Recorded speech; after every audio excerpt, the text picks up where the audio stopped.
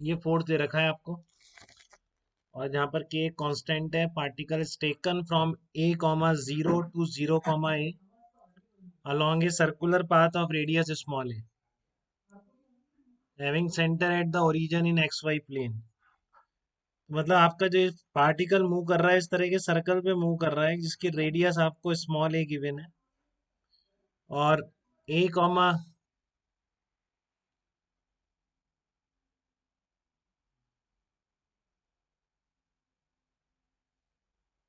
Timer of करने का option आया था इसमें, क्या था, ऑफ कर देते हैं वैसे सही होगा।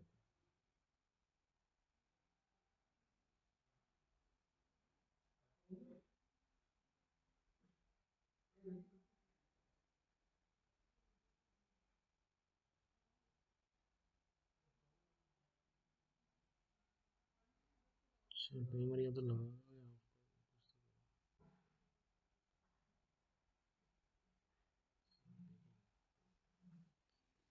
तो इसमें आपका ए रेडियस का सर्कल पे मूव कर रहा है बेटा, ए कॉमा 0 से लेकर 0 कॉमा ए तक जा रहा है पार्टिकल इस तरीके से, और ये फोर्स लग रहा है इसमें। तो बस आपको कुछ नहीं करना है, इसमें फोर्स ध्यान से देखना था। आंसर आएगा किसी का, कोई समझ पाए इस चीज को? एफ वेक्टर कौन से वेक्टर के अलोंग है, इससे दिख रहा है आपको, एक्स आई कैप प्लस वाई जे कैप के अलोंग है किसी भी टाइम पर। डायरेक्शन यही है, बाकी तो कांस्टेंट है, x square plus y square 3/2 common ले लीजिए। तो एफ वेक्टर की जो डायरेक्शन है वो इस वेक्टर के अलोंग है, एक्स आई कैप प्लस वाई जे कैप के अलोंग। ठीक है, तो ये वेक्टर कहाँ पे कैसे बनेगा, इस तरीके से बनेगा ना, कहीं भी इस तरह इस डायरेक्शन में कोई यूनिट वेक्टर पूछे तो एक्स आई के प्लस वाई जे कैप, ये तो हर जगह रेडियल फोर्स आ रहा है कि नहीं बेटा, पूरी मोशन में रेडियल फोर्स है कि नहीं? ये जो फोर्स है, this force F vector is always radial. ठीक है, and particle is moving tangentially क्योंकि वो सर्कल पे मूव कर रहा है। ठीक है, and particle is moving tangentially,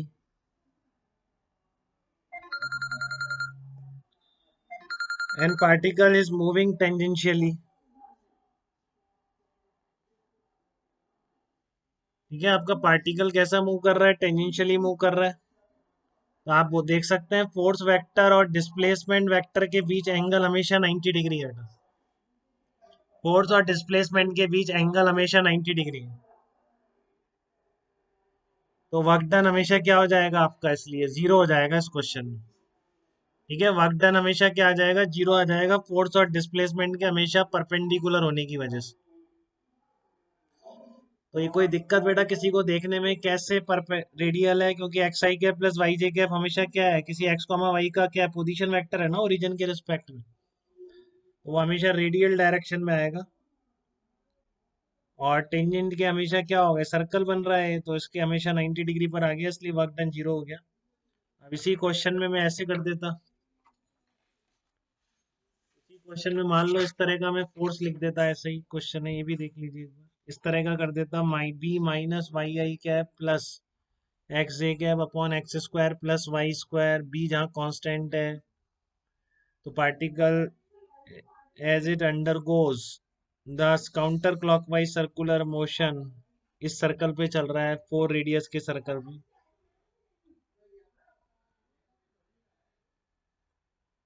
ठीक है, 4 रेडियस के सर्कल पे घूम रहा है।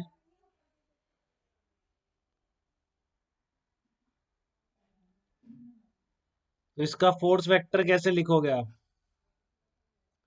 इसका फोर्स वेक्टर कैसे लिखोगे आप, देखो इसकी डायरेक्शन देखो, minus y i cap plus x j cap, तो मैं बोल सकता हूँ कि इसकी जो F vector will always be, मुझे दिख रहा है आप लोगों को भी दिखना चाहिए, F vector will always be, क्या डायरेक्शन होगी एफ वेक्टर की, F vector will always be in, क्या रेडियल डायरेक्शन में, minus y i cap plus x j cap, नहीं रेडियल में नहीं है, ये हमेशा किस में है, F vector will always be in किस में है, जल्दी बताओ कोई, minus y i cap plus x j cap की डायरेक्शन,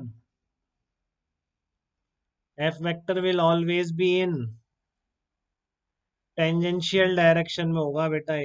ये सर्कल जो है आर रेडियस का कभी भी उसके टेंजेंशियल डायरेक्शन में, क्यों, आप इसका रेडियस वेक्टर के साथ डॉट प्रोडक्ट करके देख लो, x I cap plus Y J cap minus y i cap plus x j cap, और कोई मेथड नहीं है बेटा, इसको डॉट प्रोडक्ट करके हम निकालेंगे तो हम नहीं निकाल पाएंगे।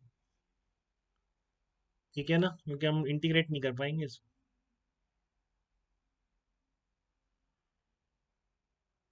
तो आपका x I cap plus Y J cap dot minus y i cap plus x j cap कितना आ रहा है, जीरो निकल के आ रहा है।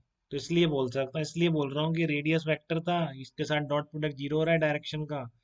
इसका मतलब किसी भी पॉइंट पर आप देख लो, ये minus y i cap plus x j cap इधर ही आ रहा है इस कोऑर्डिनेट। तो ये हमेशा टेंजेंशियल डायरेक्शन में फोर्स आ रहा है, मतलब डिस्प्लेसमेंट के हमेशा लॉन्ग है। ठीक है, क्योंकि पार्टिकल सर्कल पे ही चल रहा है। Hence F vector always along d r vector. ठीक है, तो इसलिए work done in d r vector displacement, work done in displacement d r कितना हो जाएगा, work done in displacement d r कितना निकल के आ जाएगा, डी डब्ल्यू equal to F d r आ जाएगा। Work done small displacement d r कितना आ जाएगा, एफ डी आर आ जाएगा।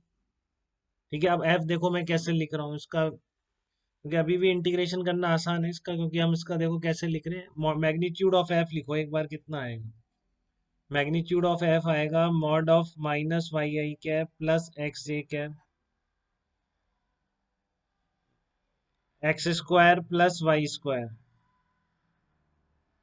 तो ये आ गया x square plus y square, ये मैग्नीट्यूड बन गया under root x square plus y square, यही बन जाएगा, under root x square plus y square बन जाएगा। तो ये कितना हो गया, b upon under root x square plus y square बन गया, b upon under root x square plus y square बन गया। Under root x square plus y square की जगह आर लिख दो आप, क्योंकि आर ही तो है वो। तो आपका मैग्नीट्यूड आर के साथ ऐसे वेरी कर रहा है फोर्स का, बी अपॉन आर। तो आप इसको उठा के यहाँ लिख दो, तो आपका डी डब्ल्यू कितना बनेगा, b upon r into d r बनेगा। चेक करो एक बार कितना बनेगा, b upon r into d r बनेगा आपका, ये मैग्नीट्यूड जो बनेगा यहाँ पे b upon r into d r. तो इसका टोटल वर्क डन कितना आएगा, integration b r upon d r, पूरे सर्कल पे ही चल रहा है, आर रेडियस के मान लो, और आर का इंडिपेंडेंट आ रहा है, मैं आर रेडियस मान लेता हूँ। तो इसके सर्कल पे चलेगा पूरा, एक चक्कर में वर्क डन पूछा है, find out work done by this force when particle undergoes one complete revolution. ठीक है, तो वन कंप्लीट रिवॉल्यूशन में आपका बी अपॉन आर तो हर जगह कांस्टेंट है रेडियस पे, क्योंकि पूरे सर्कल पे चल रहा है तो आर कांस्टेंट है। इंटीग्रेशन डी आर आ रहा है, अब इंटीग्रेशन डी आर क्या होगा, टोटल सिरकमफ्रेंस होगी ना, इंटीग्रेशन डी आर आपकी टोटल सिरकमफ्रेंस होगी 2 पाई आर। तो आंसर क्या हो जाएगा, 2 pi into B work done आ जाएगा। ठीक है ना, 2 पाई इंटू बी आ जाएगा। तो इसके बेटा जिस तरह से x square plus y square अगर इन्वॉल्व हो इस तरह की प्रॉब्लम्स में, तो एक बार देख लिया करो कि केवल आर पे ही तो डिपेंड नहीं कर रहा है, बहुत सारे केसेस में वो आर पे ही डिपेंड करता है और बहुत सिंपली वर्क निकल आता है। ठीक है, दो चीजें देखी, एक तो डायरेक्शन और एक मैग्नीट्यूड आर की टर्म में आ गया, तो पूरे जगह सर्कल पर आर कांस्टेंट रहता है। इसकी बजाय कि आप पहले डिफरेंशियल इंटीग्रेशन बनाने की कोशिश करें इसकी। ठीक है, तो इस तरह का रेडियल फोर्स को एक्स आई कैप प्लस वाई जे कैप या minus y i cap plus x j cap इस तरह से कुछ लिख दे। ठीक है, तो आप ध्यान रखेंगे। ठीक है, दोनों प्रॉब्लम्स यही इशारा कर रहे हैं कि आप इसको सर्कल के पार्टिकल अगर मूव कर रहा है तो magnitude of force in terms of radius लिखने की कोशिश करें, और एक बार डायरेक्शन जरूर देख लें।